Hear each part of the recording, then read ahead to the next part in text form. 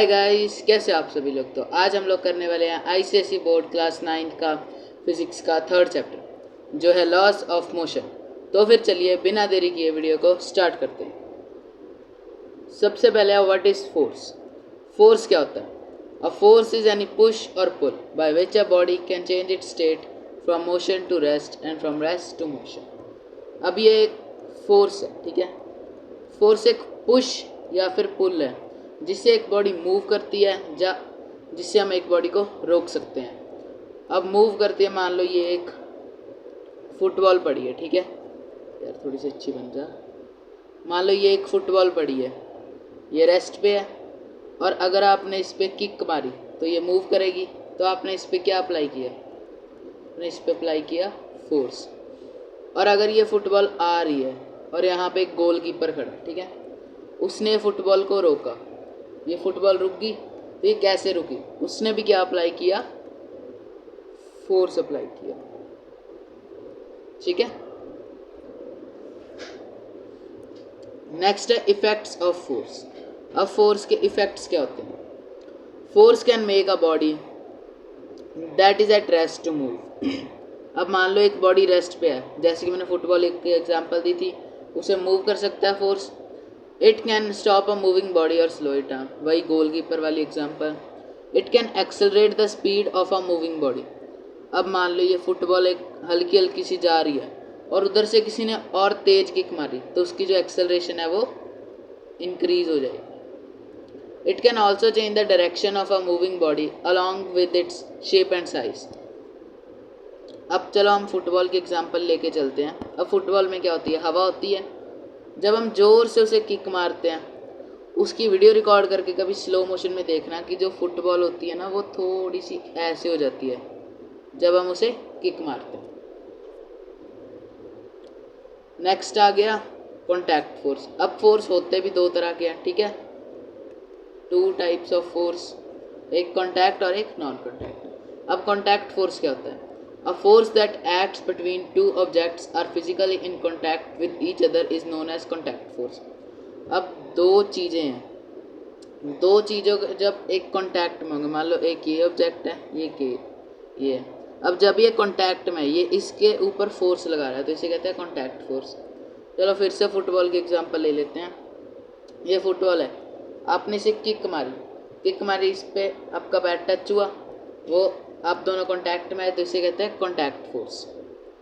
अब इसकी दो एग्जांपल्स है, फ्रिक्शनल फोर्स और नॉर्मल रिएक्शन फोर्स। एक मिनट, अब आ गया हमारा frictional force. The force acting opposite to the motion of attraction of body is called frictional force.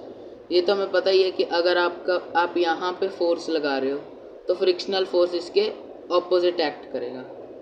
अब एक एग्जांपल देख लो कि अभी ये टेबल है, इस पर एक बुक पड़ी है, ठीक है। बुक स्लाइड क्यों नहीं कर रही है? अब टेबल है, स्लाइड क्यों नहीं कर रही है? तो बुक का फोर्स इधर को होगा पर उसके ऑपोजिट एक फोर्स आ रहा है ऐसे, इसे हम कहते हैं फ्रिक्शनल फोर्स। फ्रिक्शनल फोर्स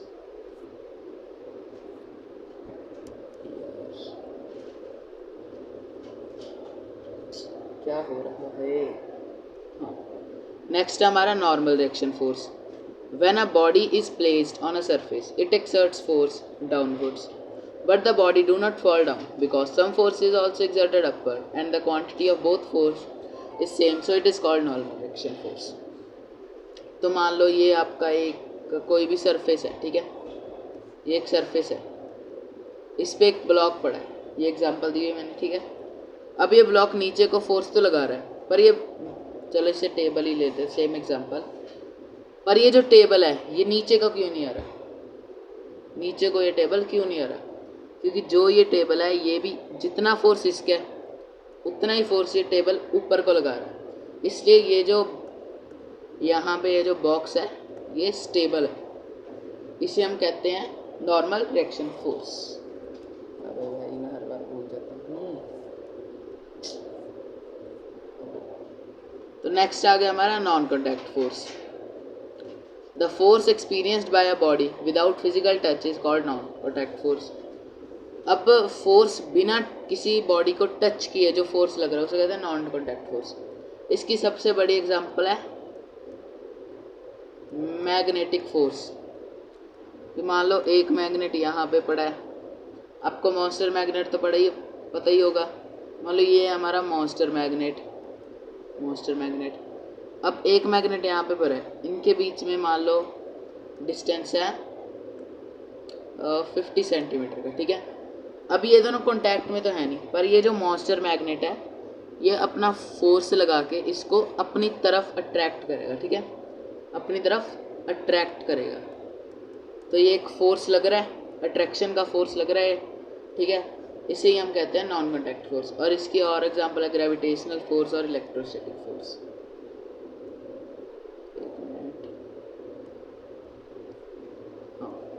अब आता है ग्रेविटेशनल फोर्स क्या होता है। The earth attract the body towards it with a force called gravitational force. अब मान लो ये आपने यहाँ पे आप खड़े हो, ठीक है, आपने यहाँ पे आपके हाथ में एक बॉल थी, इस बॉल को आपने ऊपर मारा, तो भाई ऊपर तो रहेगी नहीं, ये नीचे भी तो आएगी। ये किसके कारण आ रही है? ये आ रही है ग्रेविटेशनल फोर्स के कारण, ठीक है, ग्रेविटेशनल फोर्स के कारण। नेक्स्ट है मैग्नेटिक फोर्स। इसका तो मैंने आपको एग्जांपल दे ही दिया था कि एक मैग्नेट पड़े एक दूसरे को अट्रैक्ट करेंगे। नेक्स्ट है electrostatic force. Two like charges repel and two like, ये तो हमें पता ही है। अब इलेक्ट्रोमैग्नेटिक फोर्स की एग्जांपल क्या है? इसकी एग्जांपल चलो हम लेते हैं कि हम अपने हेयर्स पे जब हम स्केल नहीं होता उसे हम रगड़ते होते हैं, तो उसके बाद ये पीसीज ऑफ पेपर होते हैं, ये हमारा स्केल है, इस पर हमारा ऑयल लगा हुआ है सिर पे रगड़ के। ये जो पीसीज ऑफ पेपर है ये इसके ऊपर अट्रैक्ट हो गए, ठीक है, इसे हम कहते हैं इलेक्ट्रोस्टैटिक फोर्स। तो हमारा नेक्स्ट आ गया Newton's first law of motion. अब न्यूटन भाई साहब का फर्स्ट लॉ ऑफ मोशन क्या था?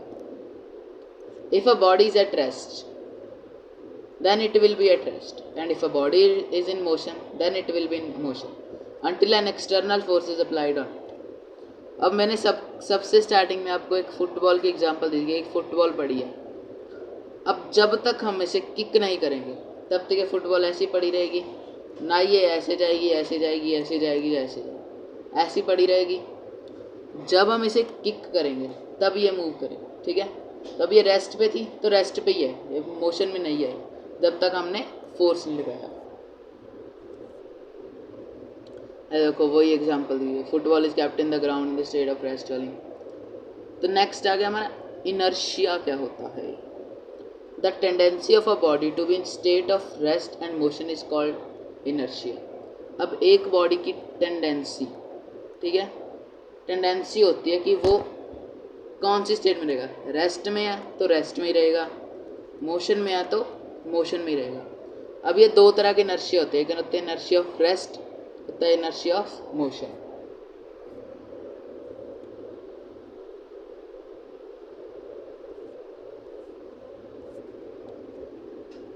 नेक्स्ट है हमारा मास एंड इनर्शिया के बीच में रिलेशनशिप है, ठीक है।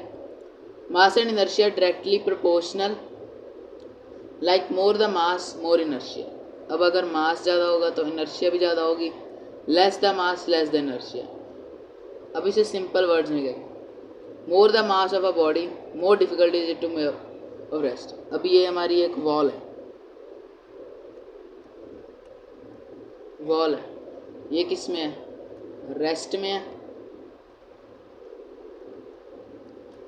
अब आप इस पे फोर्स लगा रहे हो अपना पूरा, तो लेकिन ये फिर भी मूव नहीं कर रही क्योंकि इसका मास आपके अप्लाइड फोर्स से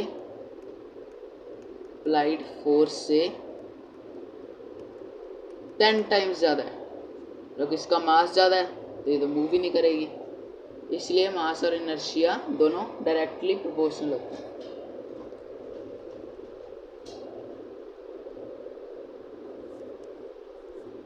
अबे यार ये क्या प्रॉब्लम आ जाती है बार बार। नेक्स्ट है इनर्शिया ऑफ रेस्ट क्या आता है? वही कि अगर एक बॉडी रेस्ट पे है तो वो रेस्ट भी रहेगी। अब इसकी एग्जांपल क्या है? When a hanging carpet is beaten with a stick the dust particles fall down.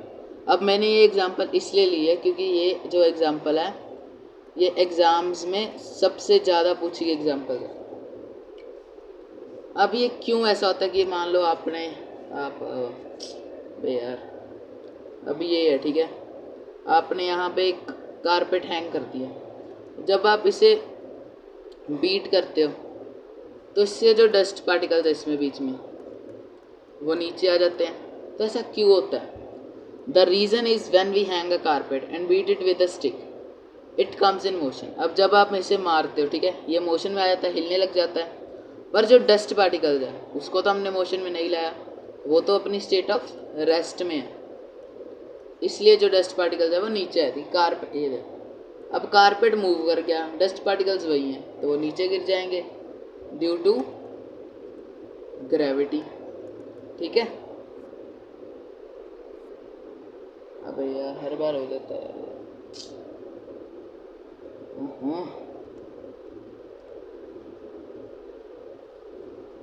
होगा सही। चल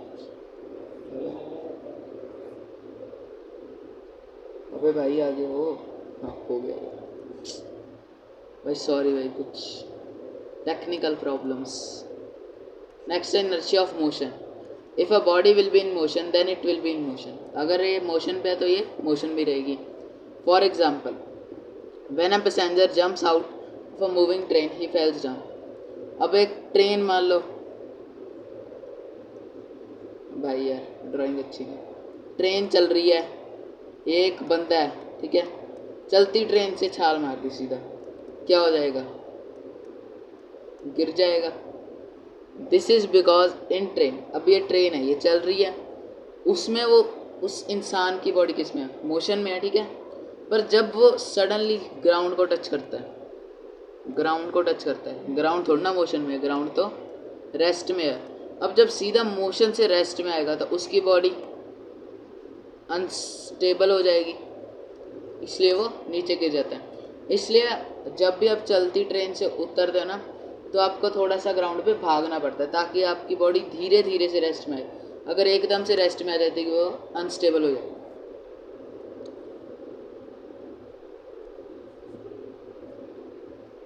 नेक्स्ट है हमारा लीनियर मोमेंटम।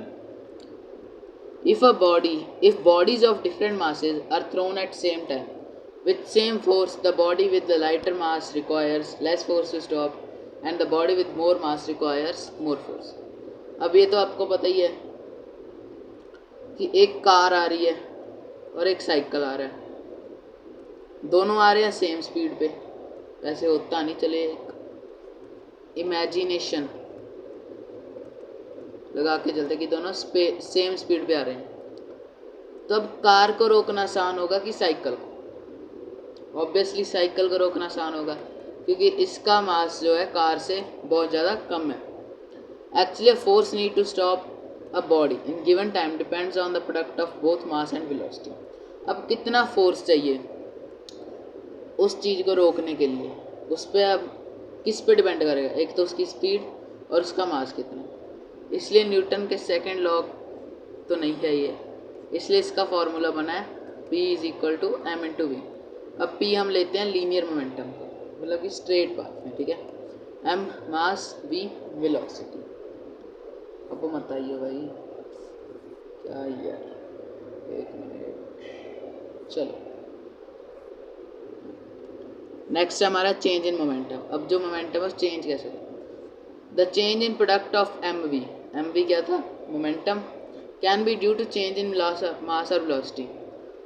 अब ये है, ठीक है। अब हमें चेंज करना तो हम ऐसे लिखेंगे, ये जो ट्रायंगल है इसे हम डेल्टा कहते हैं, ठीक है। अब अगर लीनियर मतलब कि ये लीनियर मोमेंटम है, अगर इसे चेंज करना है तो किस चीज़ में चेंज होगा? या तो मास में या वेलोसिटी में, है ना। इसलिए हमें इसे चेंज इन मोमेंटम को हम लिखते हैं delta P is equal to delta M into v. अब rate of change of momentum, किस रेट पे मोमेंटम जो है चेंज हो रहा है। When a force is applied on a body its velocity changes. Obviously अब फोर्स अप्लाइड होगा तो उसकी वेलोसिटी चेंज होगी due to change in velocity. Delta v हुआ तो उसका मोमेंटम भी चेंज हो गया। तो चलो अब हम लेते हैं एक फोर्स, ठीक है। एक फोर्स है जिसको हमने F लिखा है और एक मास है जिसको हमने M लिखा है, ठीक है।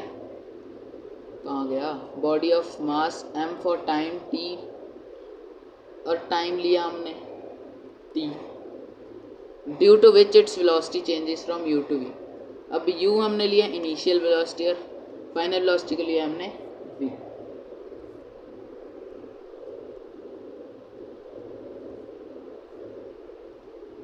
अब change in momentum of a body in T second. अब चेंज इन मोमेंटम है कितने सेकंड में, उसे हम कैसे लिखेंगे? mv मतलब कि फाइनल माइनस mu मतलब कि इनिशियल। इसमें मास जो है वो कांस्टेंट है ना। तो ये क्या फार्मूला बना? mv minus u, change in momentum का ये फार्मूला था। नेक्स्ट है rate of change of momentum is equal to. अब हम rate of change of momentum को कैसे लिखेंगे? M v minus u upon t. ये 8th क्लास में भी एक फॉर्मूला आया था, ठीक है। अब न्यूटन का second law of motion, Newton का सेकंड लॉ ऑफ मोशन क्या है? F is equal to m a, मतलब कि force is equal to mass into acceleration. It states that the force is product of mass and acceleration. If mass is more, then we require more acceleration to move it. अगर मास ज़्यादा है, जैसे कि wall वाली example दी थी, हमें अपना पूरा जोर लगाना, हमारा तो नहीं और बहुत जानों का जोर लगाना पड़ेगा ताकि हम इसे हैवी मास को मूव कर सकें। क्योंकि जितना ज़्यादा मास उतनी ज़्यादा एक्सेलरेशन चाहिए होगी, ठीक है।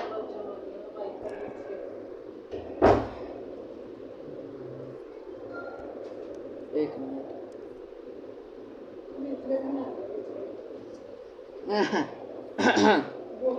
सॉरी।